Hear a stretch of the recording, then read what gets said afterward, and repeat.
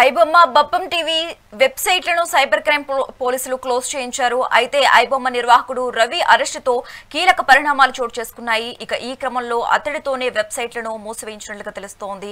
Web logins server వివరాలతో ఈ మేరకు చర్యలు కూడా చేపట్టారు.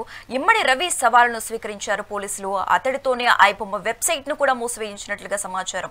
ఇక ఇదే అంశానికి సంబంధించి మోర్ అప్డేట్స్ న్యూస్ రూమ్ నుంచి మా ప్రతినిధి హారిక లైవ్ ద్వారా అందిస్తారు. హారిక చెప్పండి, ఐబొమ్మ బప్పం టీవీ వెబ్సైట్ కు సంబంధించి సైబర్ క్రైమ్ పోలీసులు క్లోజ్ చేయించినట్లుగా తెలుస్తోంది. అలాగే ఎవరైతే నిర్వాహకులు ఉన్నారో రవిని అరెస్ట్ చేశారు నిన్న. దీనికి సంబంధించి కొన్ని కీలక పరిణామాలు కూడా చోటు చేసుకున్నాయి. ఈ విచారణ ఎంతవరకు వచ్చింది, దీనికి సంబంధించి ఓవరాల్ గా డీటెయిల్స్ ఇవ్వండి.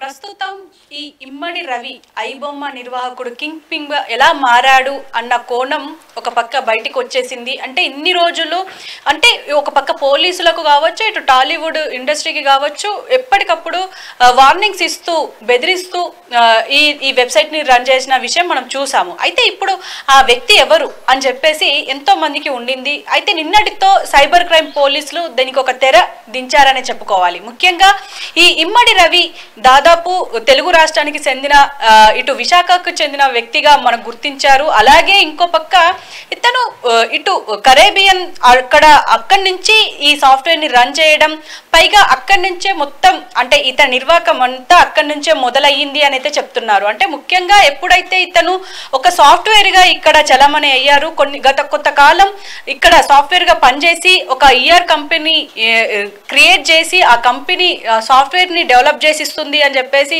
ఇలా ప్రచారం చేసుకొని ఒక కంపెనీ ఇక్కడ రన్ చేస్తూనే అక్కడ కరేబియన్ నెదర్లాండ్ దీవులలో ఇతను అక్కడి నుంచి ఈ పైరసీ నిర్వాహకం మొత్తం నడిపారనే చెప్తున్నారు. అయితే ముఖ్యంగా నిన్న ఏదైతే ఒక ఖచ్చితమైన సమాచారంతో ఇటు క్రైమ్ పోలీసులు అక్కడికి వెళ్ళి అతన్ని అరెస్ట్ చేసిన క్రమంలో అక్కడే అదే విల్లా విస్తాలో అపార్ట్మెంట్ లో దాదాపు అతనికి సంబంధించిన 100 హార్డ్ డిస్కులు కావచ్చు, అలాగే ఇంకా పూర్తిగా అతనికి సంబంధించిన ల్యాప్టాప్స్ కావచ్చు, అతని అకౌంట్ లో ఉన్న 3 కోట్ల వరకు సీజ్ చేశారు పోలీసులు.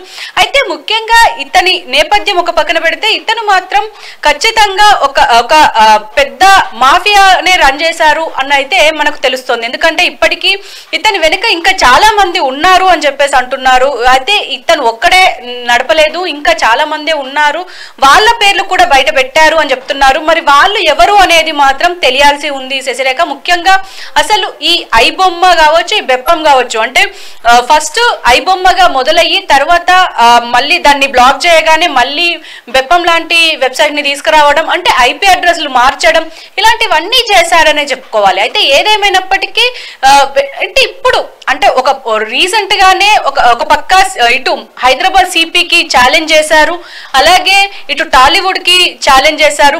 నన్ను పట్టుకుంటే ఖచ్చితంగా మీరు బురదలో బండేసినట్టే, మీకు సంబంధించిన డీటెయిల్స్ అన్ని నా దగ్గర ఉన్నాయి, అవి ఎప్పుడు నేను బయట పెడతానో నాకే తెలియదు అని ఇలా చాలా రకాలుగా బెదిరించారు. మరి ఇప్పుడు దాన్ని ఛాలెంజింగ్ గా తీసుకున్న ఇటు సిపి కావచ్చు, ఇటు పోలీసులు కావచ్చు, పోలీసు శాఖనే తీసుకుందని చెప్పుకోవాలి.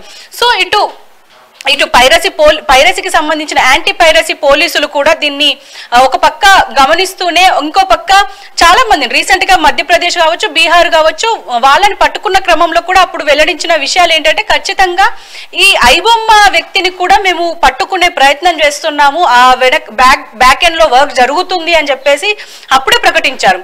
సో దాని తరువాత ఇంత అంటే కొంచెం సమయంలోనే ఇప్పుడు ఈ ఇమ్మడి రవి ఎవరైతే ఈ ఐబొమ్మ నిర్వహిస్తున్న నిర్వాహకుడు అని అంటున్నారు, మరి ఇతనేనా, ఇంకా ఇతని కాకుండా ఇతని పైన ఇంకా ఎవరైనా ఉన్నారా అనేది కూడా చూడాలి. ఎందుకంటే ఇక్కడి నుంచి అంటే తెలుగు రాష్ట్రాల నుంచి వెళ్ళి కరేబియన్ దీవుల వరకు వెళ్ళాడు అంటే ఖచ్చితంగా ఇది వెనక ఎవరో ఉన్నారనే ఒక పక్క అనుమానాలు అయితే వ్యక్తం అవుతున్నాయి. మరి చూడాలి, మరి ఇప్పుడు ఈ ఇమ్మడి రవి ద్వారా వచ్చిన సమాచారం మేరకు ఎవరెవరిని అరెస్ట్ చేస్తారు, అలాగే ఈ ముఠ ఏదైతే ఉందో ఆ ముఠలో ఇంకా ఎంతమంది ఉన్నారు, ఏదైనా మాఫియా ఉందా, లేకపోతే ఇంకెవరైనా దీనికి సంబంధించిన ఎవరైనా పెద్ద తలకాయలు ఉన్నాయా అన్న కోణంలో ప్రస్తుతం పోలీసులు విచారిస్తున్నారు. దాదాపు నిన్న ఈ అదుపులోకి తీసుకున్న తర్వాత ఇమ్మడి రవిని నిన్న సాయంత్రం ఈవినింగ్ నాంపల్లి కోర్టులో ప్రొడ్యూస్ చేశారు. తర్వాత 14 days రిమాండ్ విధించారు. అయితే ఈ రిమాండ్లోని రావాల్సిన సమాచారం మొత్తం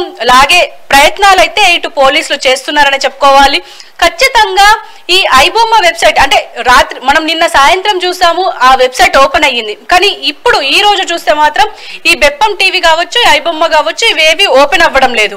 ఖచ్చితంగా ఇప్పుడు దీనికైతే ఒక పులి స్టాప్ పడిందనే చెప్పుకోవాలి. మరి ఇది తాత్కాలికమా లేకపోతే ఇంకా మళ్ళీ ఏదైనా ఐపీ అడ్రస్ కావచ్చు, సర్వర్ కావచ్చు మార్చుకొని మళ్ళీ వచ్చే అవకాశాలు ఏమన్నా ఉన్నాయా అనేది కూడా చూడాలి.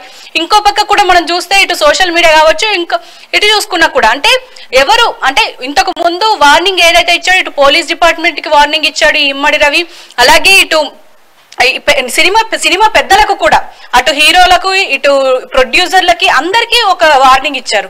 సో వాడు మగర్రా బుజ్జి అన్నట్టుగా కూడా ఒక పక్క సోషల్ మీడియాలో ట్రోల్ జరిగింది. మరి అదే ట్రోల్ ఇప్పుడు కూడా అదే జరుగుతుంది, అమ్మా రవిని అరెస్ట్ చేశారు అని చెప్పేసి. సో నెక్స్ట్ మరి ఈ రవి కాకుండా ఈ రవి పైన ఇంకెవరైనా ఉన్నారా, వాళ్ళు మళ్ళీ వెబ్సైట్ ని ఏమన్నా ఓపెన్ చేస్తారా, ఈ సామాన్యులకు దేవుడు అయిపోయాడు, మరి ఈ దేవుడు మళ్ళీ వస్తారా అనేది కూడా చూడాలి. ఎందుకు అని అంటే ఇప్పటికీ దాదాపు 14 days రిమాండ్ లో ఉన్నారు కాబట్టి ఖచ్చితంగా ఐబొమ్మకి మాత్రం పులి స్టాప్ పడింది. మరి మూవీ రూల్స్ సంగతి ఏంటి అని చెప్పేసి కూడా చాలా మంది అడుగుతున్నారు. అంటే ఈ మూవీ రూల్స్ కావచ్చు, తమిళ డాట్ రీసెంట్ గా మనం క్లోజ్ అవ్వడం చూసాము. మరి ఇలాంటి వెబ్సైట్లు ఇంకా చాలా ఉన్నాయి వెబ్సైట్ లో. మరి ఈ వెబ్సైట్లన్నీ క్లోజ్ చేసే అవకాశం ఏమైనా ఉందా అనేది కూడా చూస్తున్నారు. ఎందుకంటే ఇప్పటికీ ఈ వెబ్సైట్ల ద్వారా ఎంతో మంది జీవితాలు పాడైనాయి. కారణం ఆన్లైన్ బెట్టింగ్ కావచ్చు, ఆన్లైన్ గేమింగ్స్ కావచ్చు. సో దీన్ని ఎరగా వేస్తూ అంటే సినిమాలని ఎరగా వేస్తూ ఆన్లైన్ బెట్టింగ్ కి అలాగే ఆన్లైన్ గేమింగ్ కి అలవాటు పడేలా చేసింది అని చెప్పేసి అయితే ఒక ప్రధాన ఆరోపణ. మరి ఎంతో మంది జీవితాలని పాడు చేసిన ఈ ఆన్లైన్ బెట్టింగ్ ని ప్రమోట్ చేస్తున్న ఈ రవి కావచ్చు, రవి లాంటి ఇంకో ఎంతో మంది వ్యక్తులు ఉన్నారు. మరి వాళ్ళందరి మీద ఎలాంటి చర్యలు తీసుకుంటారు అనేది చూడాలి. మరి దీనికి సంబంధించి ఇప్పటికైతే ఈ రవికి సంబంధించి ఎన్నో కోట్లు అంటే 1000 కోట్ల వరకు ఈ ఆన్లైన్ బెట్టింగ్ ద్వారా వచ్చాయి అని చెప్పేసి తెలుస్తుంది. మరి అది ఎంత, దానికి ఒక ఫిగర్ ఉందా అనేది మాత్రం ఇంకా తెలియాల్సి ఉంది. మరి ఇంకా ఈ రోజు కూడా విచారణ కొనసాగుతుంది కాబట్టి మరి ఎలాంటి డీటెయిల్స్ వస్తాయి అనేది చూడాలి. శశిరేఖ, హారిక, ఇప్పుడు ఆల్రెడీ విచారణ కొనసాగుతుందా? మీరు అన్నట్లు రవితో కాకుండా ఇంకా ఉండే అవకాశం ఉంది అని మీరు అన్నారు. అయితే అమలాపురానికి చెందిన ఒక ఏసీ టెక్నీషియన్ అనే ఒక వ్యక్తి కిరణ్ అనే పాత్ర కూడా ఉంది అన్నట్లు కొన్ని వార్తలు కూడా వచ్చాయి. మనం నిన్న దీనికోసం కూడా మాట్లాడుకోవటం జరిగింది. మరి ఆయన పోలీసులు విచారిస్తున్నారా? అంటే ప్రస్తుతం ఒక్క రవి పేరు మాత్రమే బయట వినిపిస్తుంది. ఇంకా మరి ఈ కిరణ్ అనే వ్యక్తి ఎవరు, ఈ కిరణ్ అనే వ్యక్తికి ఇతనికి ఎలాంటి పరిచయాలు ఉన్నాయి, ఎంతవరకు ఈ ఐబొమ్మ పైరసీ అంటే ఈ పైరసీకి సంబంధించి ఎంతవరకు ఇన్వాల్వ్ అయి ఉన్నారు ఈ కిరణ్ అనే కోణంలో కూడా ప్రస్తుతం పోలీసులు విచారిస్తున్నారు. ఒక కిరణ్ అనే కాదు, ఇతని చుట్టూ ఉన్న ఎంత పెద్ద నెట్వర్క్ ఉందో ఆ నెట్వర్క్ అంతటిని వీళ్ళు విచారించే ప్రయత్నం అయితే చేస్తున్నారు. కానీ ఇప్పుడు మనం పెద్ద ప్రశ్న ఏంటి అంటే ఇది కరేబియన్ కావచ్చు, ఇటు నెదర్లాండ్స్ కావచ్చు, అక్కడ ఉన్న సర్వర్లను వాడుకోవడం వల్ల మరి అక్కడ సర్వర్ని ఇక్కడ మన దేశం హ్యాక్ చేసే ఫెసిలిటీ ఉందా లేదా, వాళ్ళతో ఎలా కమ్యూనికేట్ అవుతారు? ఒకవేళ ఇంటర్పోల్ ఉంటే ఓకే, కానీ అక్కడ ఉన్న ఎంబసీ ఉందా లేదా, ఎంబసీతో వీళ్ళు అంటే కమ్యూనికేట్ చేస్తారా లేదా? మరి ఇంత పెద్ద రాద్ధాంతం జరుగుతుంది, ఇంత పెద్ద మాఫియా ఉంది. మరి దీన్ని ఖచ్చితంగా దీంట్లో ఒక ఇమ్మడి రవి మాత్రమే ఉండరు, ఇతని వెనుక ఇంకా చాలా మంది ఉండే అవకాశం ఉంటుంది. మరి చాలా మందిలో ఇంకా ఎవరెవరు ఉన్నారు అనేది మాత్రం చాలా క్లియర్ గా తెలియాల్సిన అవసరం అయితే ఉంది. మరి దీని వెనుకనే ప్రస్తుతం పోలీసులు విచారణ కొనసాగుతూనే ఉంది. మరి ఎవరెవరు ఉన్నారు, వీళ్ళు ఎక్కడి వారు అంటే మన దేశస్తులేనా లేకపోతే ఇతర దేశస్తులా?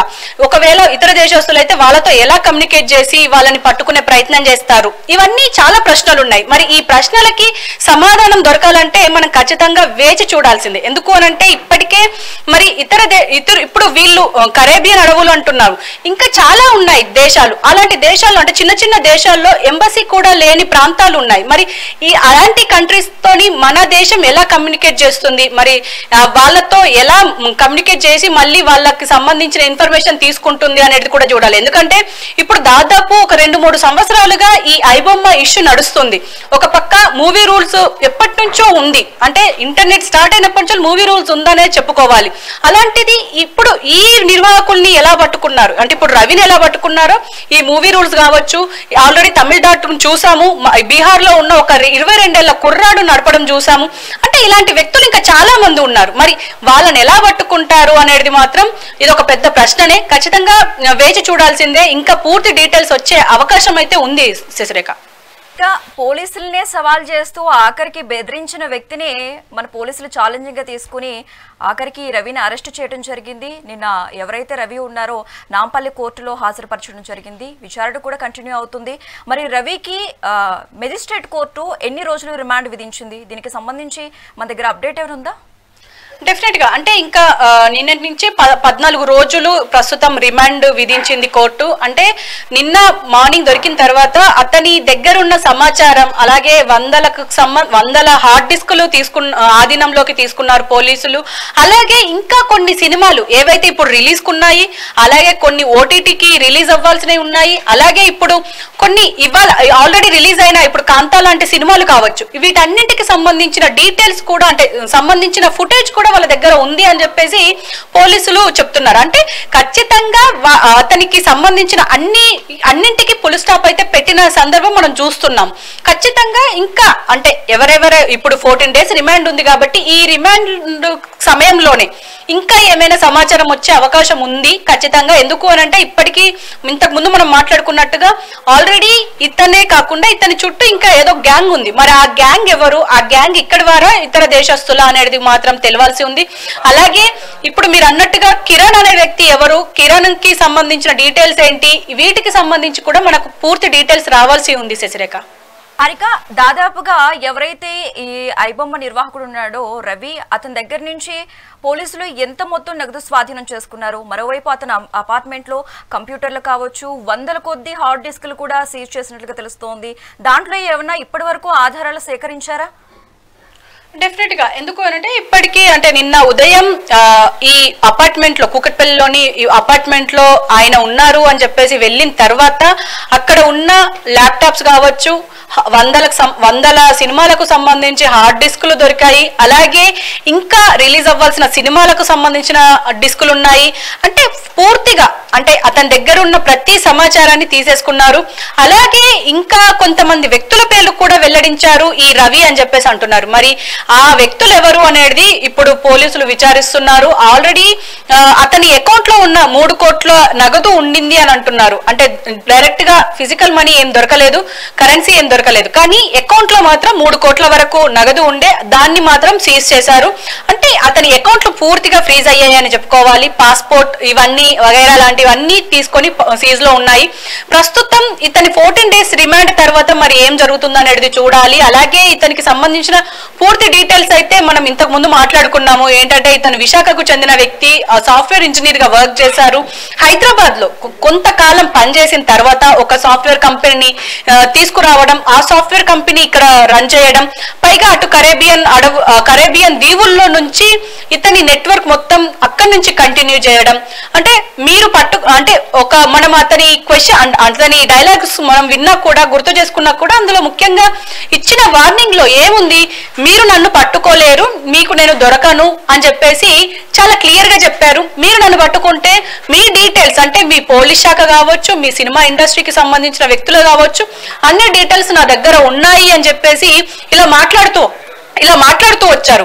కాబట్టి ఖచ్చితంగా ఇతని దగ్గర ఎలాంటి డీటెయిల్స్ ఉన్నాయి, ఎవరెవరి ఉన్నాయి, ఏ పోలీస్ అధికారివి ఉన్నాయి, ఏ సినిమా ఇండస్ట్రీ పెద్దలవి ఉన్నాయి అనేది కూడా పూర్తిగా ఈ డీటెయిల్స్ ముందు వచ్చే అవకాశం అయితే ఖచ్చితంగా ఉంది శశిరేఖ.